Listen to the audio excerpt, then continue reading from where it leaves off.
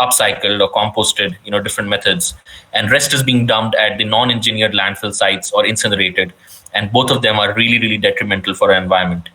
Very often do we see that waste is dumped in landfills, or it is burnt, and that is really poisoning the air. Like, sitting here in near Delhi, it's a really bad situation because over the last 1 month, the air quality has become really, really bad.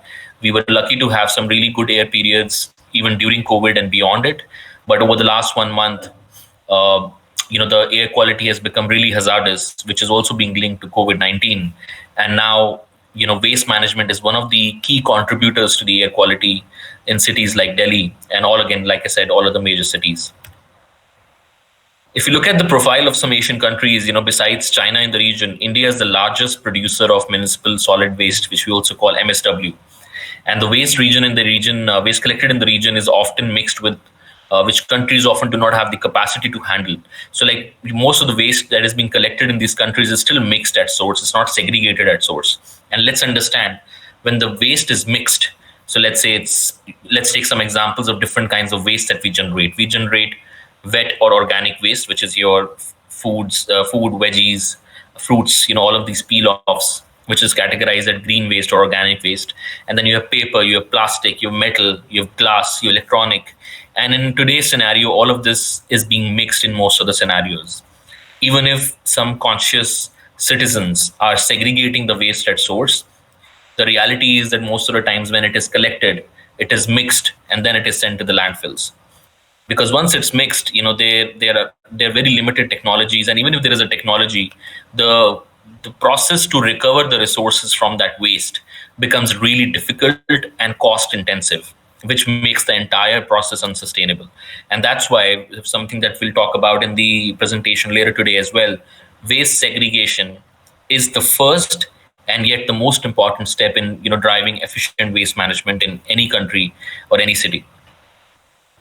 Here are some numbers that you could see, and you can see that in India, the major chunk is the municipal solid waste, the red colored bar, and then the other wastes like plastic waste. Because a lot of times, we have this notion that when we're talking about waste, because of all this buzz around plastic, we try to link it to plastic pollution most of the times. But you see, there is a lot of municipal solid waste which can be managed through different methods if we get our act together. And and having a huge quantity of organic waste in our country still is a good news, because managing it is the easiest. What is difficult to manage is your biomedical waste or CND waste or hazardous waste, and in our country that percentage is still very low. The percentage of hazardous waste and has gone up because these are older figures, but it's gone up during the COVID-19 period, because these use masks, gloves, PPEs, they're contributing to the hazardous waste. And eventually, there are very limited technologies that exist in a country or recommended by the solid waste management rules or even CPCB, is either incineration of hazardous waste or deep burial under the ground. So that is something, that is an area, but still a very small percentage. The point is, when you always talk about the low-hanging fruits, we talk about municipal solid waste, organic waste, plastic waste, e-waste. All of these are very valuable if you manage them well, and if you've taken care of them, you've taken care of 90% of the entire waste management game. So let's focus on that. And before we move on, now from Asian perspective, let's kind of focus on the Indian perspective.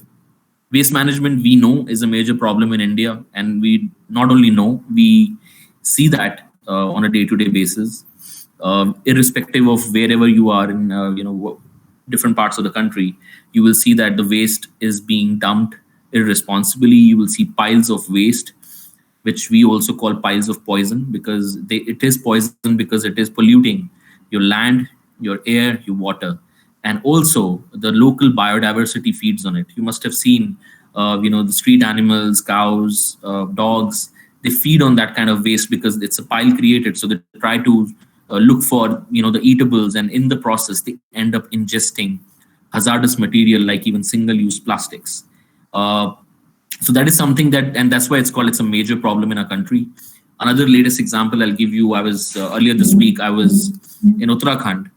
And so we were, doing some research in the Kedarnath region, as to what's happening in the waste management there. And I was really surprised that in spite of sudden decrease, obviously due to COVID-19, there's very less pressure on the place in terms of waste, because less tourists means less waste.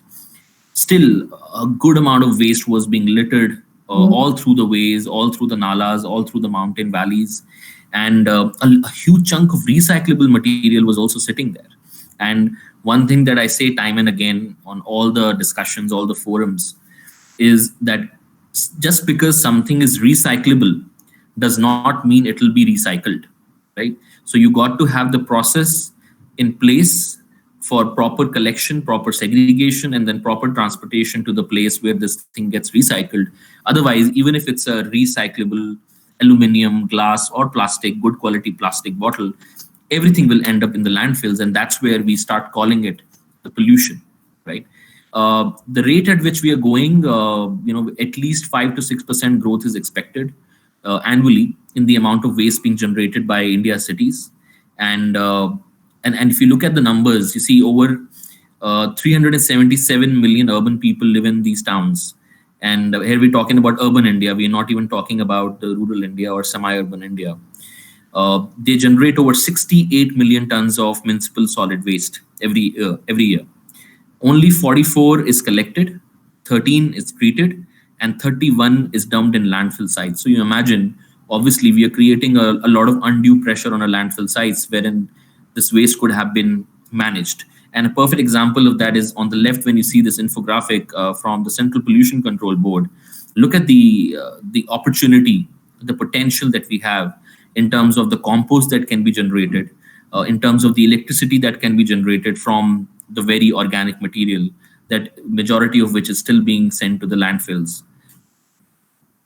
How is it affecting us? While most of it is obvious, I'll still remind everyone that how is it impacting us? There's land contamination, there's water pollution because leachates come out and the groundwater gets contaminated wherever these landfills are. There's a release of methane, which is a very toxic gas. It also happens to be a greenhouse gas and straight away impacts the cause of climate change. There's emission of other toxic gases, and like I said, it leads to climate change, which is actually a very big concern of the current century. It also leads to a lot of social problems because of there is a huge informal waste management sector in our country who faces social exclusions, who are exposed to the health hazards because they're operating in these landfills, trying to take out all the recyclables without any protective equipments. There is higher infant mortality rate in areas where this work is being done. There's mass displacement and there's urban violence. See, overall, there are four main challenges that surround the waste management in our country. There are technology constraints, because they're in spite of a country which is known to be technologically advanced and has the best brains in the country. A lot of times, we are not able to deploy the technologies which are truly sustainable. When I say sustainable, they have to be sustainable on three platforms or three parameters, you can say, which is social, environmental, and financial. And that's why, in fact, I was just reading an article before joining this webinar, an article that has come up regarding the waste to energy plants which are operating in Delhi and how they are significantly contributing to the air pollution through the PM 2.5 levels, which are increasing every day. These plants were never supposed to be sustainable. They were just like a stopgap arrangement because they could not see anything else. So they implemented it because burning the waste could never be a solution, whether it's in a controlled or an uncontrolled format. The point is you got to manage it the right way. There is a different technology in place for different types of material, which we all understand. But if you want to just mix all the waste and just put it to fire, even if it generates energy, the calorific value is not very high, and the process is very, very expensive, and it is environmentally damaging. The entire process is very fragmented and unorganized. The collectors don't talk to the transporters. The transporters don't care about whether it is going to get recycled. There are different people, different organizations which are not talking to each other, so it's not integrated. Most of these processes are time and labor intensive, especially the collection and transportation side of it. And policy and formation and enforcement is the thing which is which is a point of concern in most of the scenarios in our country, wherein good policies are made by regulatory authorities like the pollution control boards or the think tanks. But when it comes to enforcement, it really goes for a toss. So, for example, if you want to read more, you guys can go and read the Solid Waste Management Rules 2016.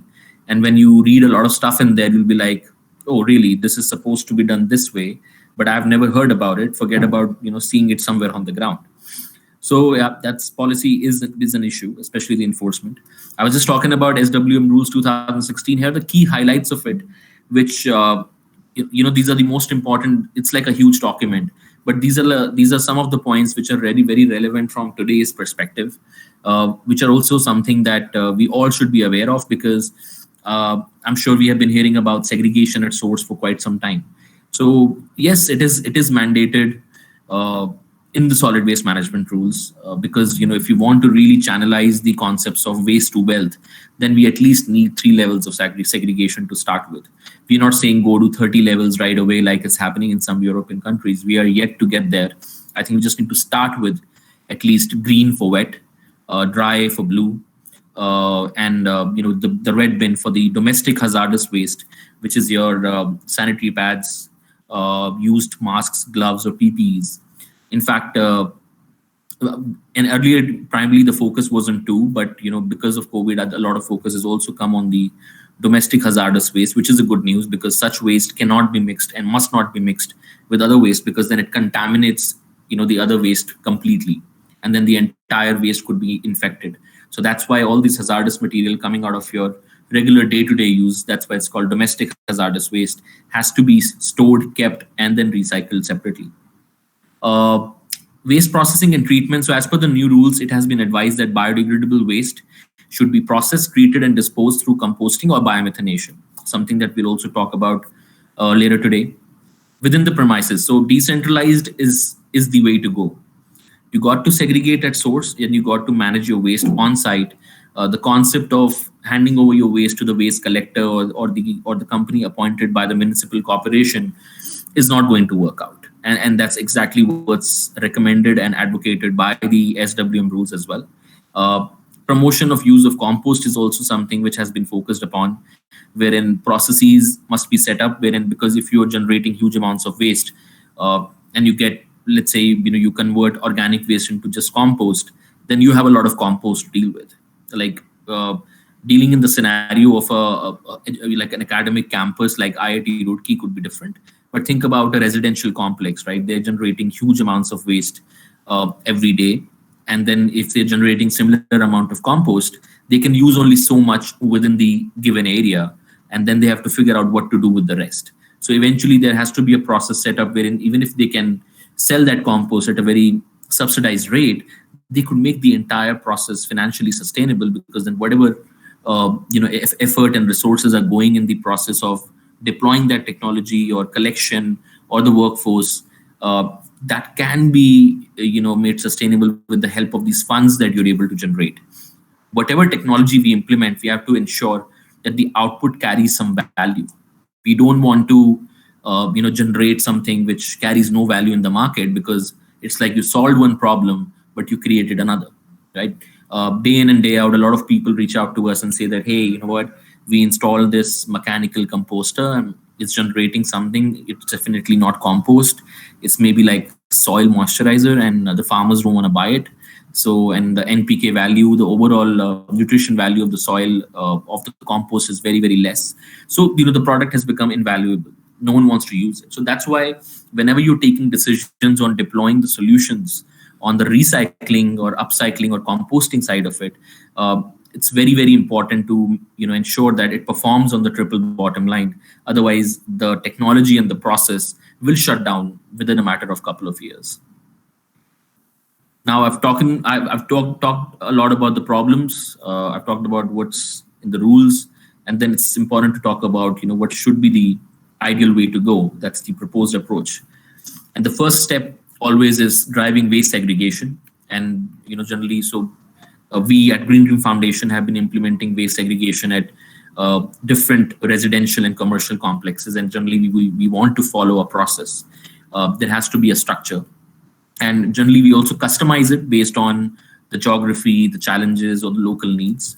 But high level, it's good to see that these are the 7 steps that we want to follow whenever we want to implement waste segregation, because it is a behavioral change, and achieving behavioral changes is not that easy, but it's not impossible, right? So it starts with an audit. There is a plan created. There's some training happening for different stakeholders. These stakeholders could be the waste pickers. This could be the housekeeping staff. It could be the generators of waste, which is the residents, or the people working or people studying in the campus. Then the door-to-door collection process is set up. Then you launch it, and then comes the most important bit, which is you launch and then you monitor and track it. Because a lot of times what happens is there is a lot of buzz created about launching a waste segregation campaign, but once it is launched, things tend to fall back, right? So it's very important that there is continuous monitoring and feedback. And then the purpose is to boost it from 70% to 90% and eventually 100% segregation of waste at source. The different methods and strategies that we apply. Once very recently, I think just a couple of months ago during the lockdown, I was on a call with the Swachh Bharat Mission Director, Shri V.K. Jindalji, and he told me something really, really beautiful. He said, implementing waste segregation calls for 3 Ps. These 3 Ps are pray, persuade, and penalize. All of these activities or strategies that we create eventually fall under these 3 Ps, which motivates or pushes the generator of the waste to start segregating at source. By penalization, it doesn't really always have to be monetary penalization. It could always mean that, you say that, we will not be collecting your waste anymore if you do not segregate. It will keep lying at your door, and you can do what you want to do it, but we will not be collecting it. And then comes the stage of beyond segregation and collection, which we'll get to later, which is management of this waste, having some visibility as to the waste that you have segregated. So you've achieved the first milestone. What exactly is being done with that waste? Can you manage that waste on site? Or if you're handing it over to someone, what exactly are they doing with it? Because if they are just taking it from you and dumping it on the landfill, then your entire initiative, your entire effort has gone down the drain. So that is something that we try to achieve during this entire process. We also call this process, this campaign is called the Kingdom of Waste, which is going to be focused on this particular slide. So see, to achieve waste segregation, continuous IEC, which is information, education, and communication, is needed. Resident awareness and engagement always plays a important role in driving initiatives, because again, we're talking about behavioral change. Human tendency is to resist any kind of change, good or bad. And in order to launch the zero waste or decentralized waste management programs, the implementing team must develop interesting, informative, and engaging material. This could be videos, it could be pictures, animation films, some kind of games for the kids, merchandise. So there's buzz being created. So that environment has to be created, that vatavaran has to be created, so that people feel that they want to really do their bit and want to change this thing. We also create customized training plans and materials for different stakeholders. You see the way you will train housekeeping staff versus waste pickers versus domestic helpers like your maids versus the youth versus the senior people in the family. The communication cannot be the same, not just in terms of the language, but also how you're communicating and what you're communicating. So what I put on this slide is the example of the posters that we put across, wherever we are doing this campaign, to start as basic as what goes in what bin, right? What goes in wet, what goes in dry, and what goes in domestic hazardous waste. So those examples are listed out here. The solution, calls for 3 things that must be accounted for, that will truly lead to the sustainable management of waste through innovative methods. First is the end-to-end platform, which means that if we really want to have end-to-end sustainable waste management capacity, we need to cut through all the life cycles of the waste. So it has to be covering, in simple words, collection, transportation, recycling. All of this has to be integrated. The more it gets done by the same set of people, there are better chances that your waste will get managed better. Because what we have seen is, especially when you're doing at city level waste management issues, like I said, the person who's collecting He feels his job is just to collect and put it at a certain place, and then he is not bothered whether it is being collected from that place and transported to the recycling facility or in the location. If these all people were the same, right, then the blame game cannot happen. The transporter cannot say that the collector didn't bring the waste on time. The recycler cannot say that I could not recycle because the waste was brought in a mixed format. So if it's one body, then all those ideal things that we want to achieve in a sustainable waste management structure can be set up, and then all those systems, all those people are talking through the entire life cycle of the process. It should be technology driven as well. A lot of technology interventions have come up in this space, wherein it's not just technology for this recycling side, but also making your collection and transportation efficient. Like we know about RFID tags. We know we can technically enable to ensure that whether the waste is being collected from the places on time, whether it is being transported on time, whether the vehicle is following the right routes. So a lot of stuff like that is being embedded. In fact, now they're in their technologies to even track end to end in a more format, wherein you can see that, okay, if a bottle of plastic was collected at a certain place, where exactly was it sent for recycling? But yes, there is incremental growth happening in there. There are some pilot projects happening here and there, but if we really want to scale it up, we all need to understand that the technology angle will just help make waste management more efficient, because the sector in India has been more or less informal, right? And when we are trying to formalize this, which does not at all mean that we have to cut through the informal waste pickers. We have to make them a part of this process, because they carry that knowledge more than anyone. Me, you, experts, anyone. The waste pickers are the one who have been working for decades, who have that legacy. They know, they can look at a material and tell you how exactly is it going to be recycled in most of the cases. You also have to account for the environmental and social impact. Like when I spoke about triple bottom line, I meant that, okay, while it has to be financially sustainable, it also has to be environmental and socially sustainable. Because if the waste management system, which I give you the example of waste to energy plants, which are being questioned now, not only by environmentalists, but even the CPCB and the National Green Tribunal are questioning the environmental friendliness of these plants. So at the very evaluation stage, before even you take the call to implement a particular solution for your waste management, all of those factors have to be accounted for. And if you yourself are not the expert, I strongly recommend, wherever you want to implement such solutions, bring in experts, take their advice, do your research, but be very, very careful, because once you're implementing a project like a waste management, it is not a 2-year or 3-year thing. It should be lasting and must be lasting for decades. So you need to plan for it accordingly, not just in terms of capacity, because the waste quantum will generate and increase year on year. In terms of also that, does it really fit into the principles of sustainable development, and is it really helping me tackle issues like climate change, air pollution, and water pollution? Because eventually, if you're not sending your waste to landfill, you want to ensure that this waste that you manage yourself in a decentralized format is performing on all these individual parameters. So, more or less, the framework looks like this. This is the framework, and then individual processes and technologies can be fit into this framework. That's why it's called a framework. The reduction and segregation at source, that's where it begins, the most important step. And this efficient and responsible collection system. Then there is maximum resource recovery through segregation. So you'll see that segregation has come up the third step again after the first one. So the first one is segregation at source, which is assumed not to be 100%. Like imagine, like it's not even near the national average will be very, very less. Some cities are doing better than the other. But if you look at the national average, the segregation at source is still a huge concern. But yes, there are success stories that can be implemented, that have been implemented, that we can take the cue cards from and implement it at more places.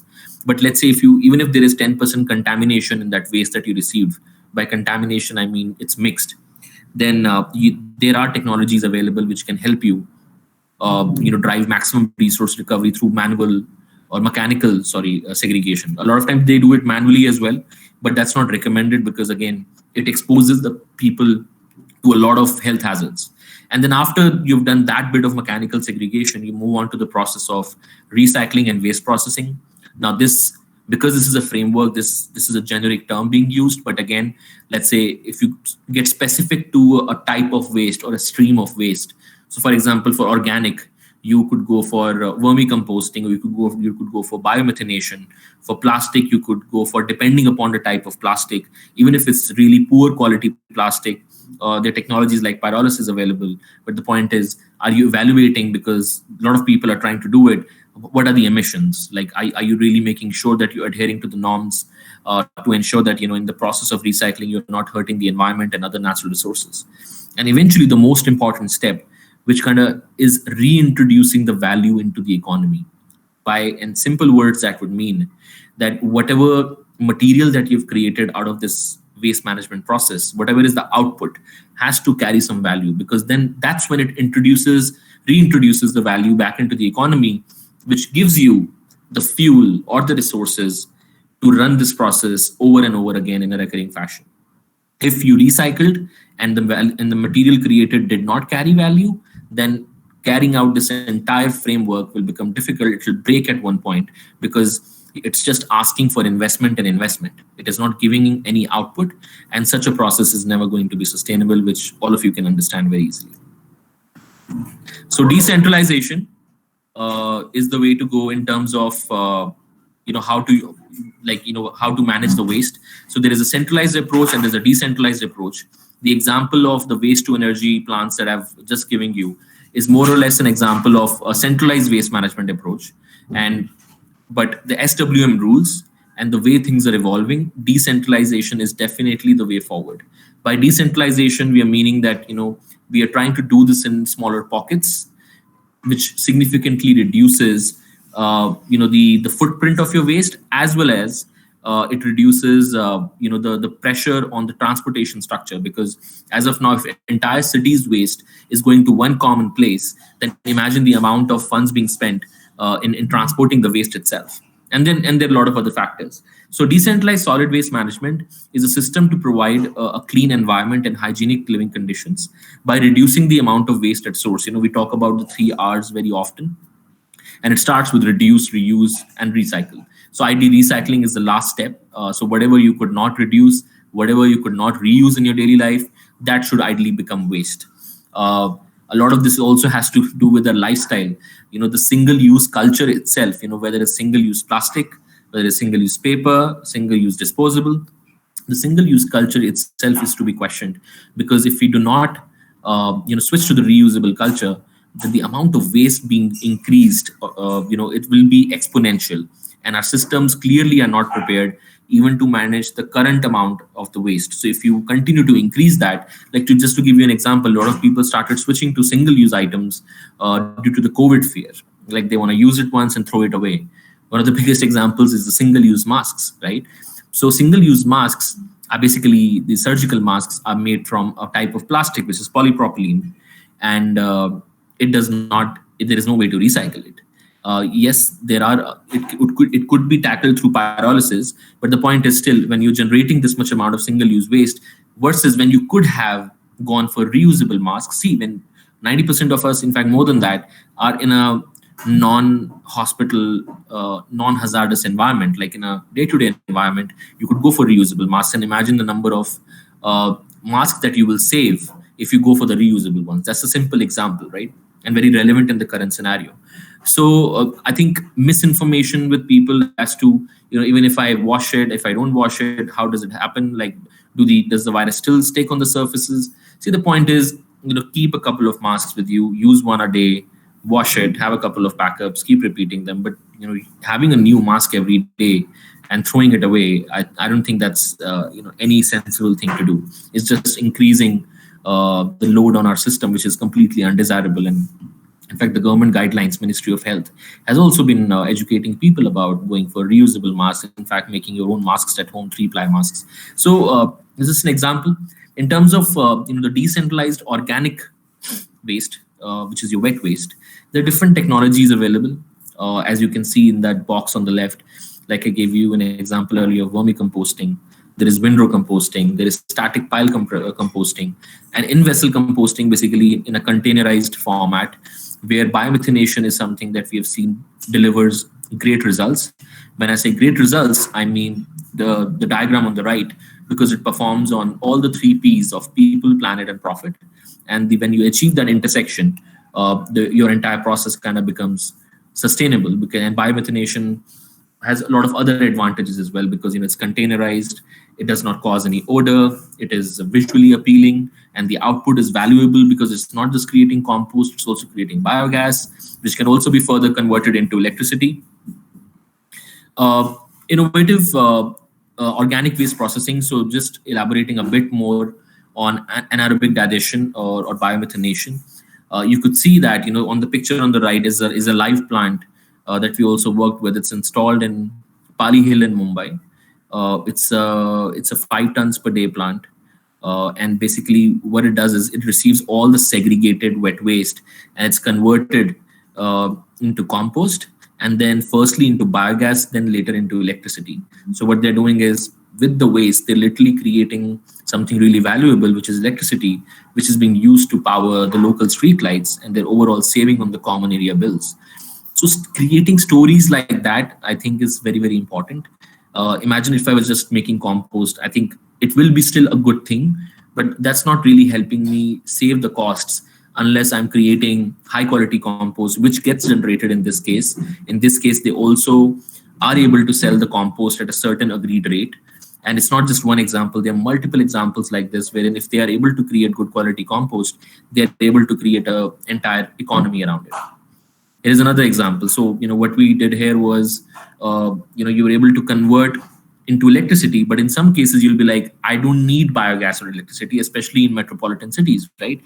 Because the people in a metropolitan city, they are not in the need of either of it, and the electricity, even if it's generated, you're not sure where exactly to supply it because there's good supply happening. So in this case, they kind of connected it to the grid and they started giving the electricity back into the grid, similar to how it happens in case of solar power projects. So this was really interesting. This was a 5 tons per day mixed waste plant. Why we say mixed waste is because, again, even in a city like Delhi, the segregation at source is really, really poor.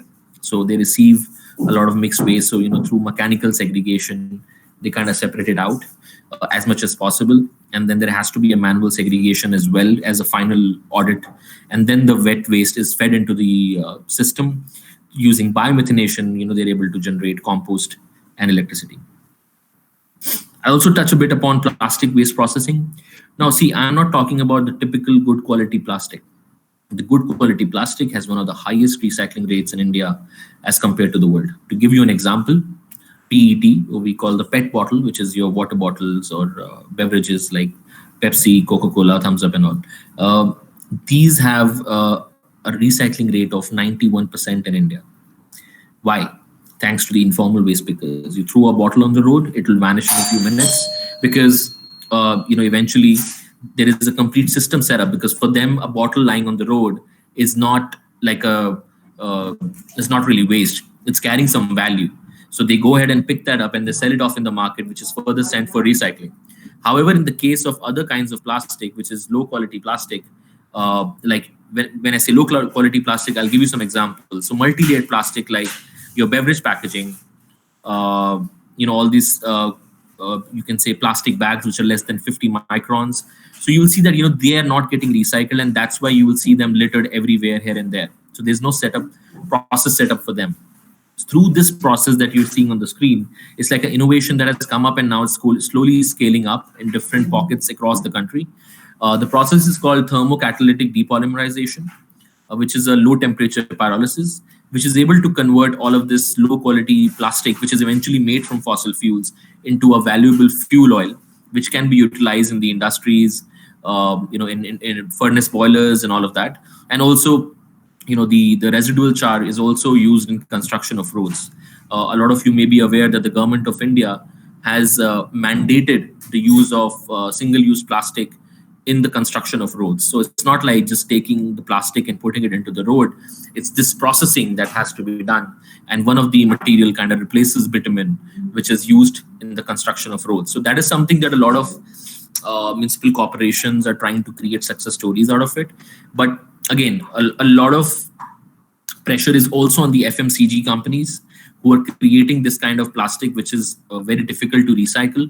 So they have made some commitments in terms of switching to sustainable packaging or eco-friendly packaging, or home compostable packaging. And I'm very very pleased to see the kind of progress that has happened in the last few years, especially last 5 years, in terms of the innovations that are coming up in terms of packaging, sustainable packaging. And also due to extended producer responsibility, a lot of onus has come on to these companies that while you're making huge profits in the country, it is also your responsibility for the post-consumer plastic waste. It is the road construction bit. Just an example, this picture was taken in Pune during a road construction project where the bitumen created from the plastic recycling was used in the construction. Creating social impact. So you see, we have talked about technology, we have talked about environment. I think these projects that you implement, that we want to implement in India, irrespective of the location, of the geography, you got to be creating social impacts. So that's why tying up with the local groups, local NGOs is very, very important. Creating social inclusions for them. By social inclusions, I mean, there is a lot of exploitation of the labor in this, informal waste management industry, because we work with them day in and day out, and not only the conditions that they work in, but the way they're exploited is really worrisome. So we are working on a few projects wherein we're trying to do their capacity building, educate them, and make them realize that the work they do deserves a lot more. They deserve minimum wages. They deserve bank accounts. They deserve medical and health cover, right? So, whosoever is involved in the process that you are implementing, how big or small does not matter. You got to ensure, that social inclusions are taken care of. Women empowerment is must, because there is a huge chunk of women involved in the entire waste management process, from collection till recycling. And connecting women into these jobs and industry linked to environmental protection becomes really, really important. Not only they have to be made aware, they have to be given vocational and skill trainings. And again, when we all are aware, if women are empowered, the entire family is empowered. So and they play, like I said, a very important role in the entire process. So they have to be involved in the recycling, upcycling processes, because eventually then they're creating revenue streams for themselves, for their families, for their kids, for everyone, which makes the entire process socially sustainable as well. I think this will be the concluding slide, because then we should take a lot of questions. Whatever project you're implementing in the space of waste management, preferably decentralized, because none of the ideas I gave, or none of the solutions that we recommend, or any good organization will recommend, will not be the centralized management of waste. There's always a multiple streams of thought processes, but it is up to you to decide what is really coming out to be a sustainable process. And one of those things that drives sustainability is basically aligning whatever you're doing to the sustainable development goals, which are listed out on the screen. So I've also given some examples. So you see the green globes and the blue globes. And when you're generally implementing decentralized waste management projects, you directly contribute to the goals which are highlighted with the green globe. And then there is a lot of indirect contribution as well, not just on the environment, but also the social factors. And you should also align yourself to the principles of responsible investment, because if you're implementing bigger projects, then you must adopt the ESG policies, which is the environment, social, and governance. And these might sound like big or fancy terms, but eventually, if you really have to make it a sustainable process, then you have to adapt the goals, these policies, to make sure that you're continuously making positive impact on the triple bottom line, and you're also making sure that you're preparing your project for a success, instead of a ad hoc intervention which kind of creates initial buzz but then eventually does not last. And definitely, I think all of us don't want to implement such projects which are not sustainable.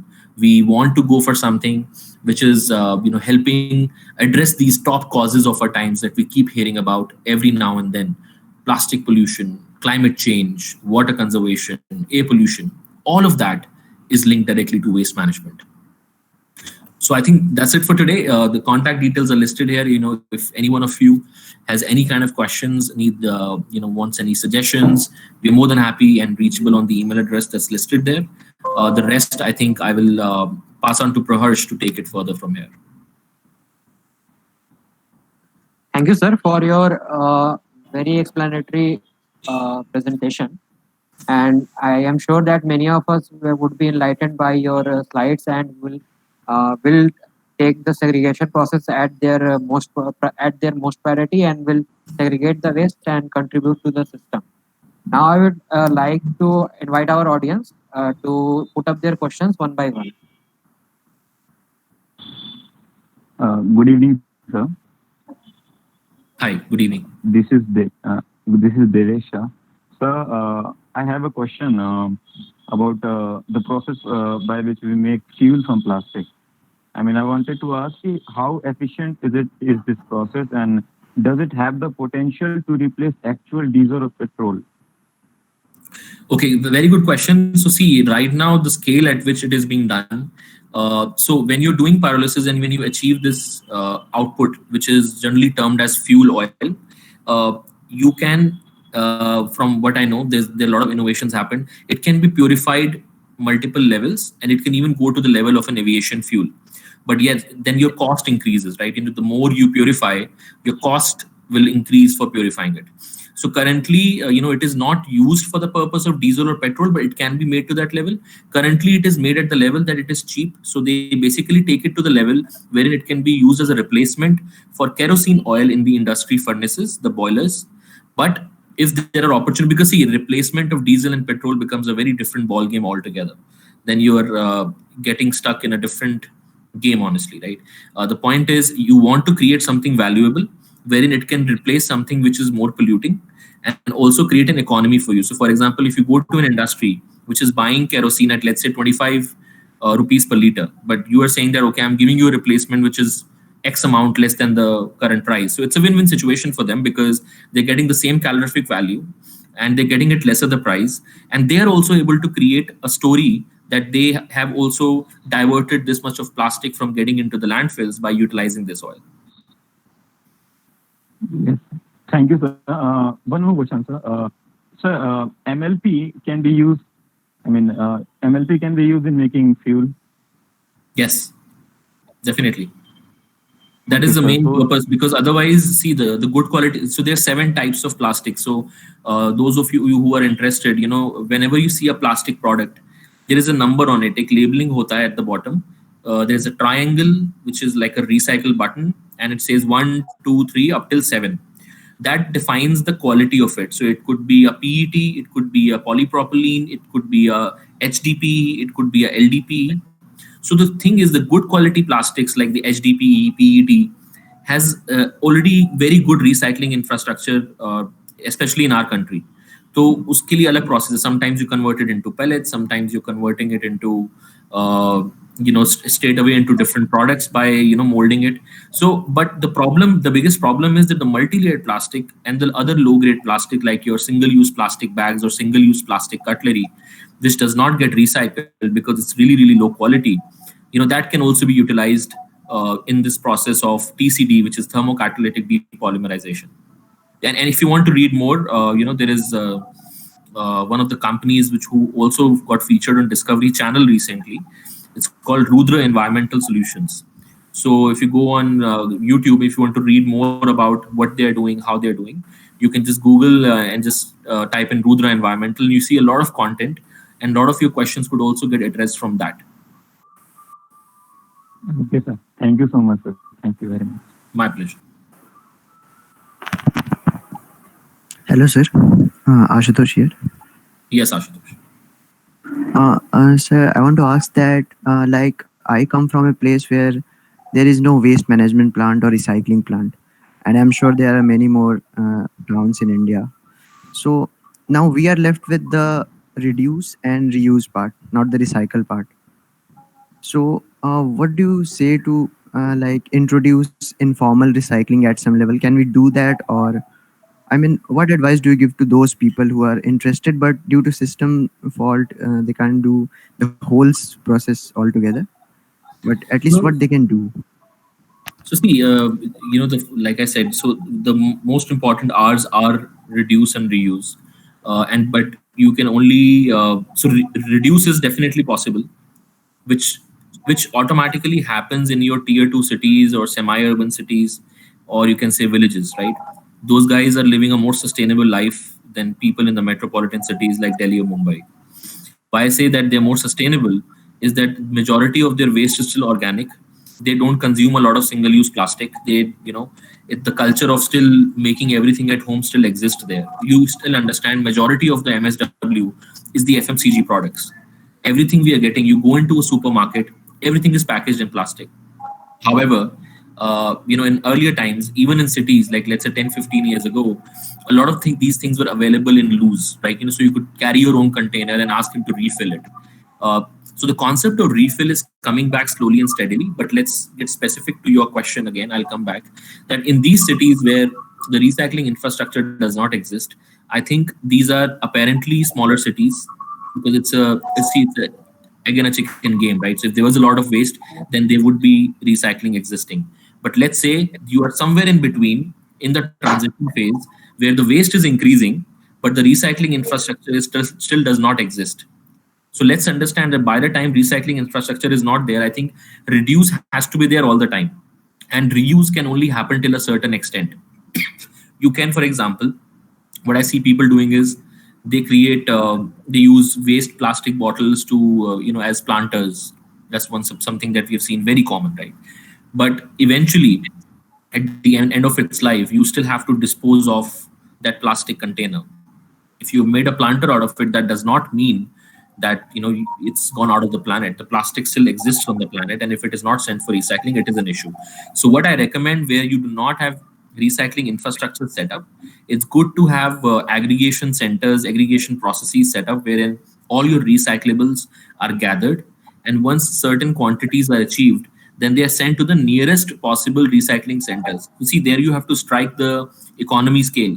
So if you think that a certain ton of waste collected and then sent only makes financial sense, then that mathematics has to be done. Otherwise, if you're sending small consignments and spending a lot on transportation, then it will not make economic sense. And also now it depends whether you're doing it at the city level or you're talking about your a residential complex level. For a city level, this is a call to be taken by the municipal corporation, and if the municipal corporation or the nagar palika or the nagar nigam is not very active, then a lot of advocacy work has to be done. So there are cities where we literally had to go after the municipal corporations and tell them that all of this recyclable waste is going to your landfill or going into your water bodies. Why don't you send it for recycling? Because not only you will save the environment, you might just end up making some extra bucks for spending on the development of the city. So I think working with the urban local bodies is very important in that case. But still, it will be unfair if I say that everything that could be recycled should be reused. I think there has to be a process set up, which we can always guide. You can always reach out to us, wherein how do you go about what to store, how to segregate, and where exactly it needs to be sent. So, for example, let's assume if in Roorkee there is no plastic recycling plant, but the nearest recycling plant is in Haridwar, right? So you have to understand that what are you getting in exchange from the Haridwar plant if you send it, and what is that quantity that you need to gather before you want to send it, which makes the process financially sustainable. I hope that makes sense.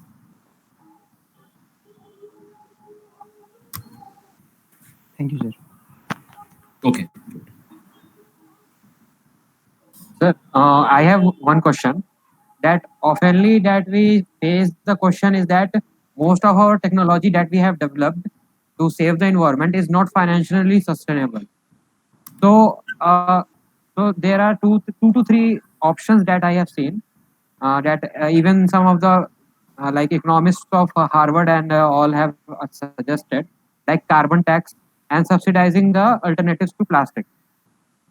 Like since the renewables are coming up more and more, oil companies are shifting to making more and more plastics. So plastics are going to be more and more cheaper. So how the newcomers will compete because they are already expensive than the plastic. So like what are our views on that? The carbon tax and like cash and You can name plastic tax also. See, carbon tax is something that is yet to reach India. But what has already reached India is the concept of extended producer responsibility. So irrespective of whatever packaging these companies choose to use, that is a call that they can take. But eventually, when the onus comes on them to pick that packaging and recycle it, then I see that there is an automatic shift, because see, they don't want to invest their funds in collecting something which is not recyclable, because then they've created another problem for themselves. So that's why there are two things happening in parallel. One is sustainable alternatives are coming in, which initially may not be and would not be financially sustainable because they will be costlier unless the scale comes in. And the scale will come in through policies like the ones which you might have seen the latest draft of the EPR framework. Those are the things that will drive these companies to collect more and more post-consumer plastic. And when that thing falls on them, they'll be like, it's better that we make something that's recyclable instead of multi-layered plastic.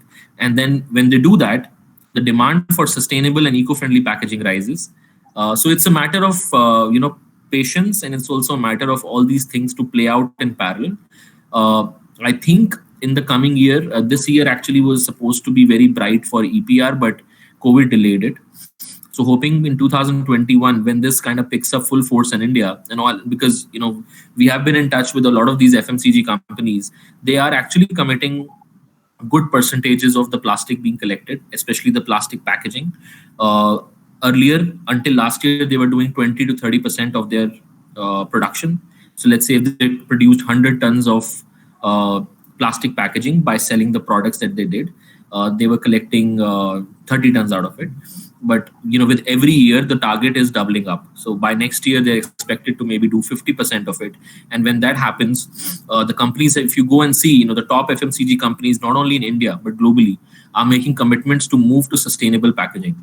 So eventually, these companies who are adapting sustainable packaging are going to these innovations, and when they go to these innovations, the price will become competitive. So I think it's just a matter of time. We can't say that, okay, innovations are coming up in silos. Innovations are coming up at the right time, and I've seen some big brands adapt to it. So for example, Indian Railways, restaurant chains like Subway, they have already made some significant switches and moving away from single-use plastic packaging, and that is helping these companies scale up quickly and then compete to the levels of plastic. Now, plastic as an overall industry, uh, see, we are surrounded by plastic. There is plastic in the laptop that I'm speaking on. There is plastic in the mobile phone. There's plastic in the spectacles that you're wearing. There's plastic in everything. The problem is not all the plastic. The problem is the poor quality plastic, which does not get recycled. Plastic, if you go back to the history, plastic was celebrated as the biggest invention, one of the biggest inventions, because it was helping you save paper, right? But the point is, they created something, but they did not really think about its recycling. So hopefully that thing will change now. I think the new gen sustainable packagings that are being offered by the companies, they're thinking about recycling right now. They are trying to fit into the principles of circular economy right now, which will really make the entire journey for everyone sustainable. Because again, it's very similar to the point of very different than this, but let's say the example of electric vehicles. If you've not thought about the recycling of the lithium ion batteries, then you may have solved the problem of fossil fuels, but you've created another problem for yourself, right? So I think that shift is happening because more and more people are talking about it ever before. Thankfully, waste management is not just a talk of a waste picker. It is a talk of business. It is a talk of policy. It is a talk of a country level. It is a talk of United Nations. So I think every step in the right direction is helping every day, and slowly and gradually those things will become competitive in terms of pricing. Thank you, sir, for your insight on my question. Now, if anyone has any question, he can ask it. He or she can ask it. We have a couple of minutes Sir, left. I have a last question. Sir, Yes, I wanted yes. to ask, what can be the best way to handle multi-layer plastics? See, there is no best way to handle multi-layered plastic. There are just some limited ways. Some people are trying to reuse it in creative ways, honestly. But still, the reality is that plastic still remains. My point is, if you have not converted it into a useful form, the plastic still remains intact. Converting it into fuel and using it for road construction, recommended also by the Pradhan Mantri Sadak Vikas Yojana, and now not just being talked about in Yojana. If you go and read, just Google it, roads being made from plastic. It used to be a one or two cases here and there until few years ago.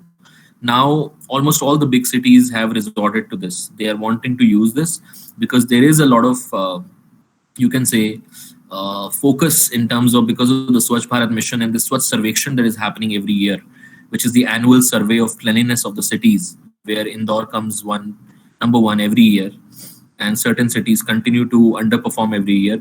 They are having that pressure because the guidelines clearly say that one of the key things for you to improve your rank is to use these single-use plastic or multi-layered plastic in construction of roads, and also deploy systems for converting it into useful things like fuel oil. So these are the only two ways which have been scaled up, and which seem as an interim arrangement. If you were to ask me, should new technologies be coming up for MLP? I think there may not be, because the talk of the town right now is to transition away from MLP. The MLP is not something that we want to see in the next decade. MLP is something that we want to be replaced with sustainable packaging, which has been committed. So all these top companies have targets in the range of 2022 to 2025, wherein they're committing they'll be moving to packaging which will be 100% recyclable, unlike MLP. So for the current state, I think, and also one of the other things that is being done by a few municipal corporations is that they're straight away sending the multi-layered plastic to the cement kilns. And they basically tie up with the local cement kilns, and they send it there for using as a source of energy. It is literally burnt, but again, that process is not environmentally sustainable, because then you're not tracking the emissions. You have converted the form, but then you're not tracking. In pyrolysis, or you can say thermocatalytic depolymerization, if the project is implemented correctly, you can track the emissions, right? Water emissions, air emissions, and then you can really be somewhat sure that you have not done something which was as bad as burning this plastic on the roadside, and then you just burnt it in the cement kiln, right? And the output of that, one of the output of that is a replacement to bitumen, which you use in the construction of roads, which makes the roads not only more sturdy, more strong, then their life increases. You can see the examples, but also you have basically used something which was completely invaluable, sitting in your landfill, and put it to good use. But if you were to ask me, would MLP exist in few years from now? I think the answer will be, by maybe the mid of the coming decade, we will not see MLP anymore, because of multiple reasons, that being consumer awareness as well as policy. Okay, sir. Thank you. No problem.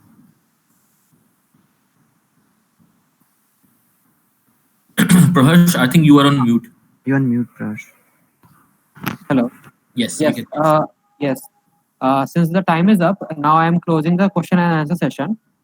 And on the ending note, I would like to thank Ashish for his precious time. And we are really fortunate to have you, sir, at this session. It was really a brainstorming session and a great opportunity to know about waste management from someone in the field itself. And I'm sure most of us would have been inspired and enlightened by you on this sensitive issue of waste management. Thank you, sir, once again. And I hope we will also do things together in the future too. Definitely, Prahash. Thank you so much. Yeah.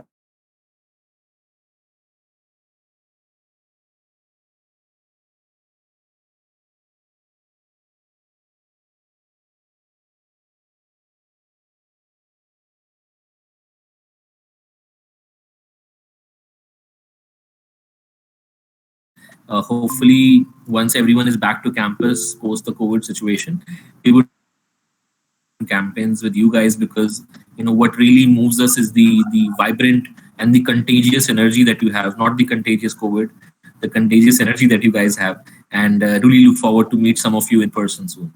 Yeah. Sure, sir. Sure. Thank you, sir. Okay, Looking thank forward you to so it. much, guys. Yes. Thank you. Take care. Thank you, sir. And I would like to close this session. Thank you all for joining us.